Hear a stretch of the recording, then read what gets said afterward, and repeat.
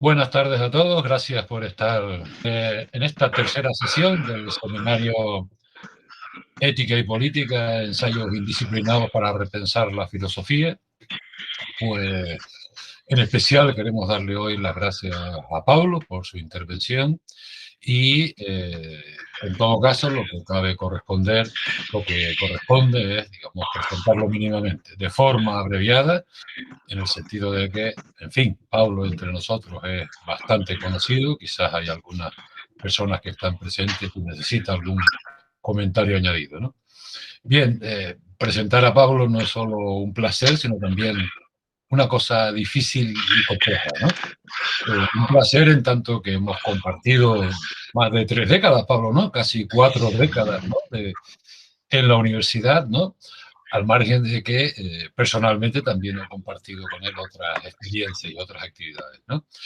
De esa larga presencia académica o docente e investigador en la universidad, lo que cabe señalar es que Pablo se ha convertido en un referente de la filosofía política, del filosofar político y también de la filosofía moral, no solo en La Laguna, sino también en el Estado. Yo diría que eso además se ha reflejado grosso modo, en dos grandes áreas o ámbitos de preocupación, ¿no? Una directamente relacionada con la filosofía política y sus trabajos sobre la política y sobre la filosofía política, el poder, la guerra, la violencia, etcétera, ¿no? Que de alguna forma, pues también en ese espacio, pues ha sido algo de miembro de aquello que de alguna forma se denominó como la primera generación de filosofía política en España. En este sentido, pues cabe mencionar su colaboración no solo con el filosofar político, sino también un poco con la implantación de la filosofía política como asignatura y como ámbito específico de estudio en el Estado español, en colaboración con otros y diálogo constante con otros profesores y académicos investigadores del Estado, como Fernando Quesada, Alberto Saoner, Bernard Riutor, María José Agra, en fin, y una larga serie de profesores que se han dedicado a esta filosofar política, ¿no? Y en segundo lugar, también con el ámbito de la ética y la filosofía moral, y en ese sentido, pues su larga amistad y colaboración e investigación en este espacio con Javier Buguerza y con muchos otros, Victoria Camps, etcétera, ¿no? Con muchos otros exponentes de esa filosofía moral o de ética en España, pues ha sido también intensa, ¿no? Fruto de ello, de uno y otro espacio, pues ha sido una larga serie de publicaciones, de capítulos de libros, de artículos, de libros, etcétera, que tampoco me parece cuestión señalar, ¿no? Y en todo caso, a mí me parece que también cabría destacar de Pablo pues, su enorme esfuerzo por crear espacios, digamos, un poco autónomos de reflexión filosófica y política, ¿no? Y en ese sentido, no solo su participación y su impulso de la propia revista de filosofía o del grupo de investigación Repensar la Filosofía, sino también de otros ámbitos como su intensa colaboración y de hecho gestación, ¿no? De aquella revista de divulgación y opinión que fue Disenso, o también, sin ir más lejos ya, con la creación de la propia Cátedra Cultural Javier Muguerza, ¿no? En fin, podría de alguna forma remitirme a muchos de sus escritos, pero me parece que no es necesario en este caso, ¿no? Y simplemente, pues nada, agradecerle su participación y su colaboración una vez más y su larga presencia, digamos, entre nosotros, no acabada, todavía pendiente, ¿no? Y que, aunque esté en un nuevo estatus del cual él le gusta decir que llegó a él precisamente para poder investigar y para poder reflexionar sin algunos débitos de la dedicación docente, ¿no? Pues digo que esa colaboración sigue y seguirá en adelante. Hoy, en concreto, va a hablarnos de su participación en este libro de ética y filosofía política y particularmente sobre el texto La voluntad de poder a la muerte de los dioses, una recuperación poliética de la voluntad de poder como empoderamiento soberano. En todo caso, yo diría que si de alguna forma pudiera, en mi opinión, resumirse el pensar, digamos, de Pablo, es precisamente con el vocablo del concepto que acabamos de mencionar, ¿no? La idea de una alternativa o un repensar poliéticamente la filosofía política y también la filosofía moral, ¿no? Y de ello supongo que algo nos hablará hoy, ¿no? Bien, como saben, el transcurso del seminario será igual que todos los demás, aunque hoy solo contamos con la participación de Pablo, ¿no? En ese sentido, pues intervendrá Pablo ahora y posteriormente pues tendremos el coloquio, ¿no? Pablo, cuando quieras, sin más.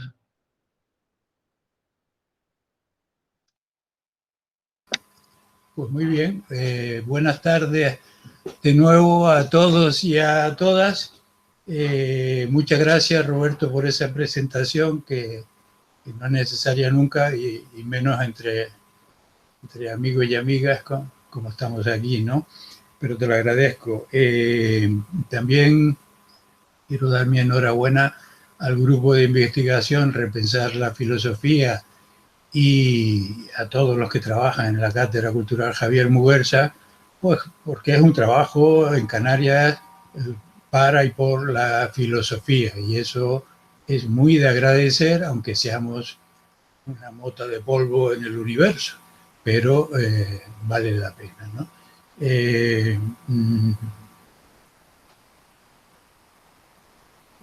Decía Roberto que me liberé de la docencia, quiero matizarlo, me liberé de la burocracia.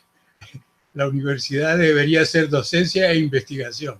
El problema es que hace 6 o 7 años, cuando yo ya decidí dejarla, era burocracia más burocracia, ¿no? Y eso no permitía que se estudiase, que se leyese, que se investigase y que se escribiese, ¿no? Bueno, para seguir en tono suave, quería empezar haciendo una observación de futuro sobre el formato de este seminario, ¿no? Porque me he dado cuenta, sobre todo a partir de que tenía que intervenir hoy, de que hemos entrado en una progresión interesante. Recuerden que el primer libro se hizo una presentación, pero creo que no un seminario. En este se ha decidido hacer un seminario, pero creo que sería interesante para un futuro modificar un poco el procedimiento en el sentido de autoexigirnos que todos los participantes hayan leído, si es un capítulo publicado, y que las presentaciones puedan ser más cortas.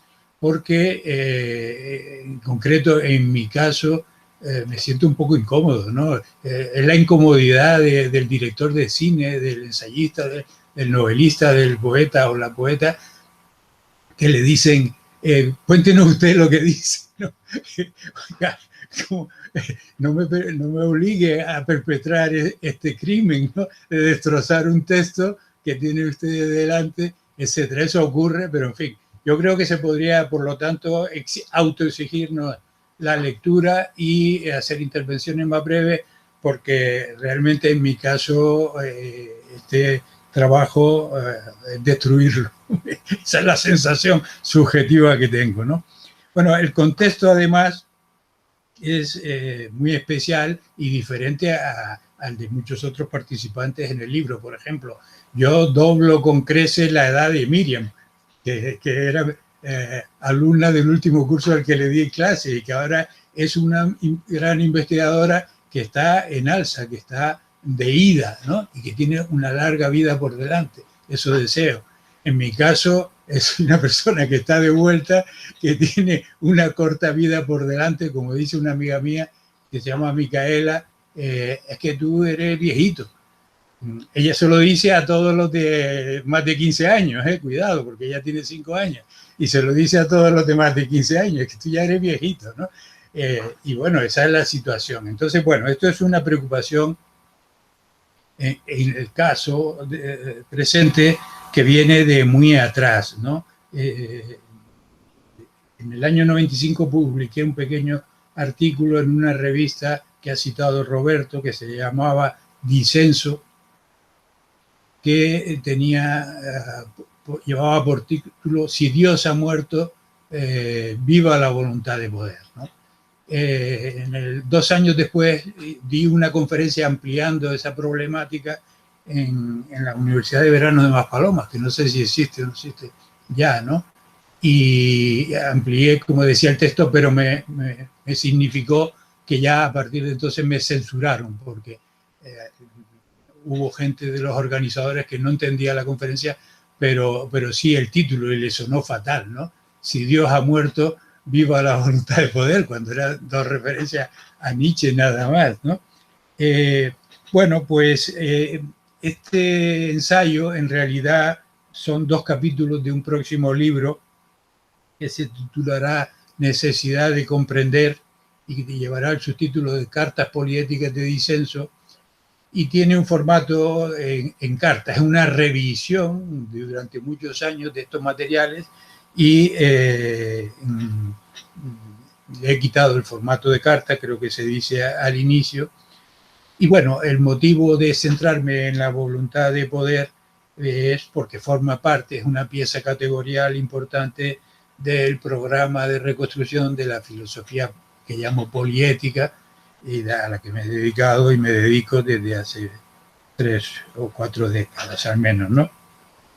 Y entonces de lo que se trata es de una crítica y una reconstrucción de esa categoría, transvalorándola, por decirlo en términos de Nietzsche, pasándola del campo de la metafísica y de la irracionalidad al campo de la contingencia y de la razonabilidad, ¿no? Y el objetivo entonces es presentar una formulación reconstruida como alternativa a la concepción decimonónica y del siglo XX de la voluntad de poder como propensión irracional y como comportamiento ausente de valores, ¿no? Y en este sentido, cuando llegue al final, pues será un poder de emancipación, un empoderamiento soberano de la ciudadanía, un empoderamiento autónomo de los sujetos individuales y grupales, ¿no? Bueno, en la interpretación por la que transcurre el texto, pues se arranca de una cuestión central. No puede haber democracia, se dice, donde y cuando predomina la impotencia ciudadana. Piensen ustedes en el momento actual, en las sociedades desarrolladas de Occidente y la situación en que están de pasividad las ciudadanías. Ya no les digo en las ciudadanías de las sociedades menos desarrolladas, ¿no? ¿Cuál es la situación, ¿no? Y a partir de ahí se hacen 3 preguntas, ¿no? ¿En qué sentido podemos decir que los dioses han muerto en el tiempo actual?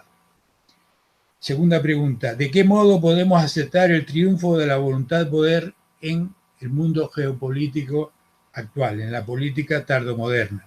Y 3, relacionando ambas, ¿hasta qué punto el triunfo de la voluntad de poder puede ser una consecuencia de la muerte de los dioses, y la muerte de los dioses es el fundamento de toda voluntad de poder, ¿no?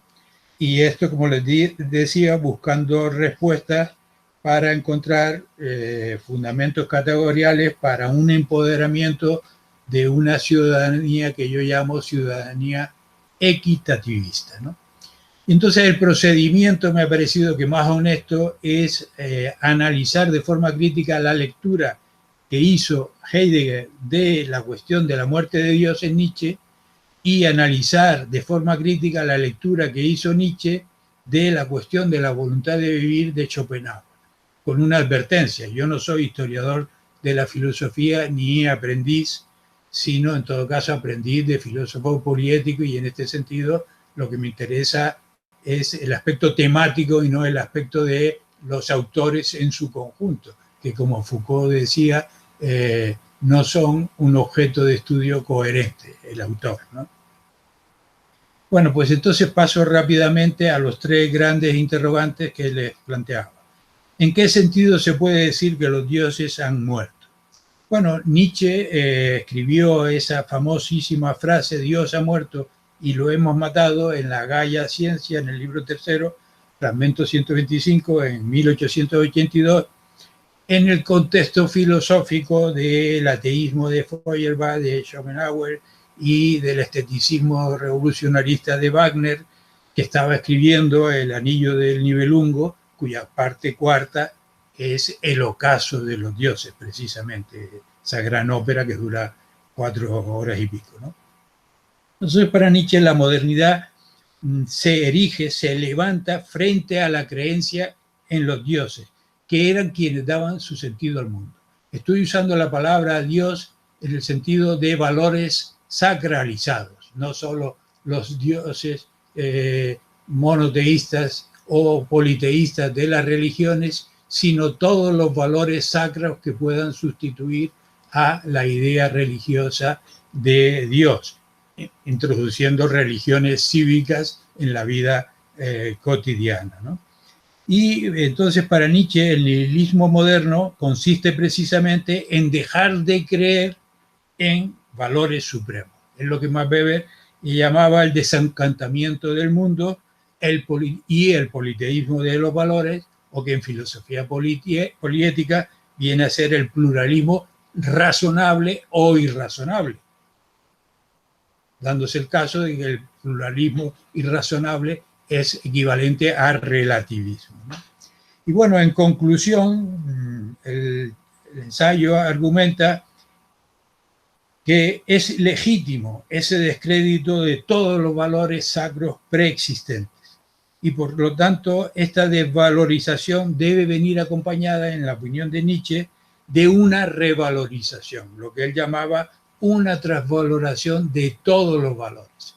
Y él caracteriza así a la modernidad y a su nihilismo crítico, ¿no? Por su parte, Heidegger lee a Nietzsche, escribió 2 grandes tomos sobre Nietzsche y algunos artículos, ¿no? En concreto, él piensa, dándole en parte la razón a Nietzsche, que Dios ha muerto como valor supremo. Pero lo que viene a decir es que Dios no ha muerto como en tanto que ser supremo, ¿no? Ese es el juego de manos mágico que realiza Heidegger y que a mí me ha costado mucho tiempo descubrir cómo lo planteaba.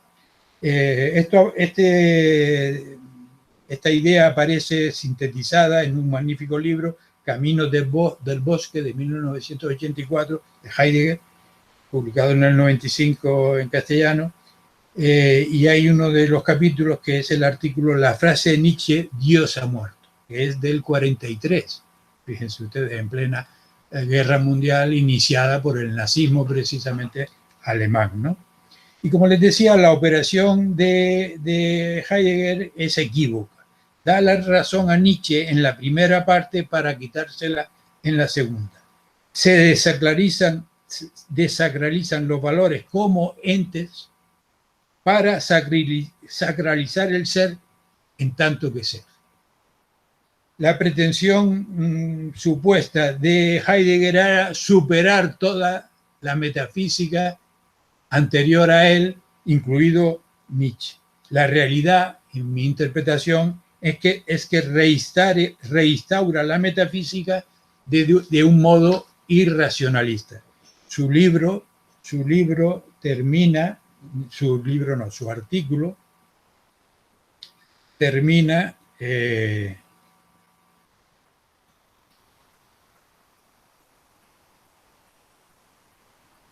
no tenía pegado.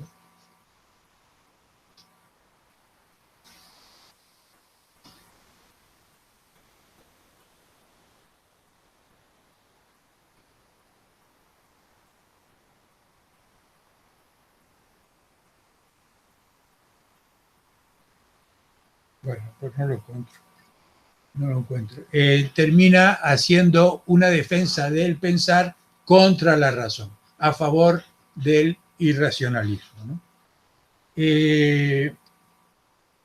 Paso entonces al segundo de los interrogantes. ¿De qué modo podemos decir que ha triunfado a partir de Nietzsche la voluntad de poder? Nietzsche entiende la voluntad de poder como un nuevo principio, el principio de la vida. Y la vida para él es voluntad de poder. Y la voluntad de poder, es empoderamiento. Tener fuerza de voluntad, en el lenguaje contemporáneo que usamos, es tener voluntad de poder. Y el dilema que se abre a la hora de interpretar la concepción de Nietzsche es si la voluntad de poder es capacidad de suponer y de disponer de uno mismo, la voluntad de poder en relación a los demás, al otro, ¿qué es? A la otra, ¿qué es? Coerción y mal vivir o coexistencia y buen vivir. Este es el problema que no dilucida en sus textos publicados póstumamente en una parte de Nietzsche. La interpretación que hago es que es imposible, yo no sé si ustedes lo han encontrado en algún lugar, hacer una reconstrucción de la concepción de la voluntad de poder nietzscheana de modo coherente. La opción que yo he tomado es agrupar su concepción dispersa en muchos textos de la voluntad de poder en dos conjuntos diferenciados y coherentes. Les voy a llamar concepción general de la voluntad de poder y concepción particular de la voluntad de poder. La concepción general de la voluntad de poder es una condición exotérica y fenoménica frente a la concepción de Schopenhauer, donde la voluntad de vivir era nouménica, era algo que estaba ahí, una fuerza que estaba ahí y que definía al mundo como voluntad y provocaba que el mundo fuese nuestra representación. No es una concepción nouménica la de Nietzsche, sino exotérica, fenoménica, como potencia activadora, como movimiento realizativo que restituye a los seres humanos ese poder como apertura al mundo, porque el poder les había sido arrebatado con las concesiones anteriores a la premodernidad y a Nietzsche, que eran concesiones de la voluntad de poder divino. Yo paseo por la laguna mucho y paso muchos días por la calle del Agua, donde está el hogar virgen poderosa. O sea, la providencia, la santa providencia, es el poder divino. Y esa es la concepción del poder y de la voluntad de poder que ha predominado hasta el siglo XIX, hasta la Ilustración y concretamente hasta Schopenhauer y Nietzsche, ¿no? Es una gran aportación nietzscheana porque se basa en dos principios que son tanto antifundamentalistas como antirrelativistas. El principio histórico vitalista de devenir mundano, la dinámica de la realidad y el principio axiológico normativo del valorar humano. Junto a este conjunto de enunciados nietzscheanos que conforman lo que llamo concepción general de poder, hay una concepción particular del poder, como poder humano de dominación, que es, por cierto, la más conocida, la que usó su hermana y la puso al servicio de Hitler y de los nazis, que se basa en un determinismo ontológico, emotivista, moral y epistémico inaceptable. Lo que voy a defender es que la concepción general nietzscheana es aceptable y legítima, y la concepción particular nietzscheana es inaceptable y ilegítima. Dice Nietzsche, por ejemplo, en el resumen que hago aquí, este mundo es la voluntad de poder y nada más. La voluntad de poder es la forma de afecto primitiva. Todos los demás afectos son conformaciones suyas. La regla es la lucha por el poder, por más, por mejor, por más rápido y por más frecuente. Y por último, la voluntad de verdad se desarrolla al servicio de la voluntad de poder. Todos estos elementos conformarían una voluntad de dominación en la concepción particular de Nietzsche, que me parece totalmente inaceptable ilegítima. Naturaliza socialdarwinistamente el problema de la voluntad y muestra una ambición bélica, elitista, oligocrática, ¿no? Bueno, como les decía, Heidegger en su lectura no distingue entre ambas concepciones. Interpreta que la voluntad de poder es lo que es, y ahí reside su verdad. Sabe y se autoconoce desde la metafísica de la subjetividad nietzscheana, y separa querer y poder. Y esta falta de unión es una carencia. Tal vez insinúa la carencia en el Dios Salvador.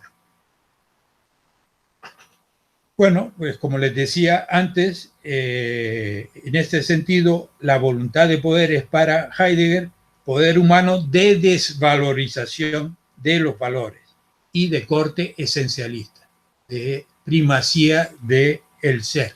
Heidegger no acepta la idea de valor y renuncia a ella en toda su obra. Por eso no hay una ética en Heidegger, ¿no? Al restaurar la metafísica, por lo tanto, Heidegger se convierte en antimodernista, pero de tono premodernista, nostálgico del premodernismo, como han señalado algunos autores, ¿no? Y como ustedes saben, Heidegger, que sigue un poco de moda, pero que ha estado de moda en los años 70, 80 y 90 muy fuertemente, dejó una herencia, además no se conocía una parte de sus escritos, por ejemplo los cuadernos negros, dejó una herencia post-heideggeriana que ha entendido el poder de desvalorar, no esencialista al estilo de Heidegger, sino al estilo relativista, post-heideggeriano, como les digo, según el pensamiento al que llamo si todo cabe, todo vale, donde todos los valores se equiparan. Y aquí el premodernismo de Heidegger y el postmodernismo de algunos de sus herederos, por ejemplo Bátimo, se dan la mano. Y se dan, como argumento en el artículo, cuando Bátimo, por ejemplo, reconoce que él es cristiano y cristiano de Cristo y lee toda la modernidad de un modo que él llama pensamiento débil, etcétera, posmoderno, pero que enlaza con la premodernidad, con el mundo de la premodernidad. Y entonces el tercer interrogante, si el triunfo de la voluntad de poder es consecuencia de la muerte de los dioses y está fundamentado en esa muerte de los dioses la voluntad de poder, pues ya la he respondido. Sí, así ha sido, para bien y para mal. La voluntad de poder se fundamenta en la muerte de los dioses, es decir, en la desaparición de todos los valores sacros que nos han venido dados de modo inmutable. Y por lo tanto es su consecuencia. Y eso es a lo que se llama nihilismo moderno, ¿no? Y bueno, voy terminando. Si quieres, Miguel, presentas el texto. El objetivo era, a partir de aquí, reformular y buscar fundamentos para categorizar el empoderamiento de toda la ciudadanía en una democracia equitativista, ¿no? El lema que me guía no es si todo cabe, todo vale, sino aunque todo cabe, no todo vale. Y en el análisis que he hecho, se acepta la concepción general de la voluntad de poder nietzscheana como muy valiosa, como el pensamiento más valioso sobre la categoría clave de voluntad de poder, y se rechaza su concepción particularista del poder humano como poder de dominación elitista sobre las mayorías y por lo tanto contra la democracia, a favor de una justicia del más fuerte, etcétera, ¿no? Pero también se rechaza la concepción 2, de la que hablo en ese texto, no nietzscheana, donde la voluntad de poder aparece como desvalorización, equiparando todos los valores. tanto en la vertiente esencialista de Heidegger como en la vertiente post-heideggeriana de esa equiparación, ¿no? Y entonces, pues nada, pues, ahí lo tienen, aparece la posibilidad de una nueva concepción, de una categoría que va a ser fundamental para el filosofar poliético.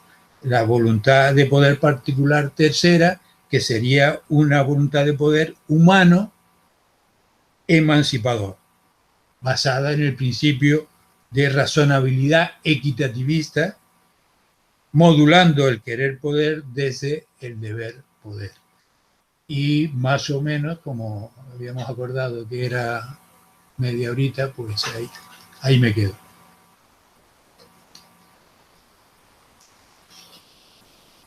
Bien, gracias, Pablo.